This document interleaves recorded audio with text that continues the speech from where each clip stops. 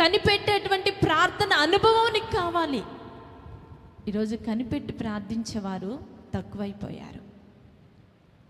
ఏంటంటే జరగబోయే వాటి గురించి ఆలోచిస్తున్నారు, ఎలా సంపాదించాలో ఆలోచిస్తున్నారు, ఎలా ఇల్లు కట్టాలో ఆలోచన చేస్తున్నారు, ఎంత డబ్బు సంపాదించాలంటే ఏం చేస్తే మేము డబ్బు సంపాదించగలం, ఇవన్నీ కూడా ఆలోచన చేస్తున్నారు.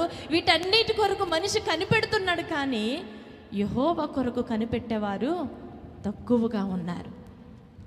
మనం ఏం చేయాలంటే మన ప్రాణము యెహోవా కొరకు కనిపెట్టాలి. అంతేకాని తినుము, త్రాగుము, సుహించుము, ఎంజాయ్ చేయమని ఇటువంటి వాటి కొరకు కాదు మనం కనిపెట్టేది.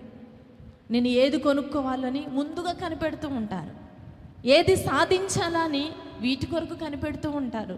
ఇవి కాదు బిడ్డ, నువ్వు చేయవలసింది నీ ప్రాణము యెహోవా కొరకు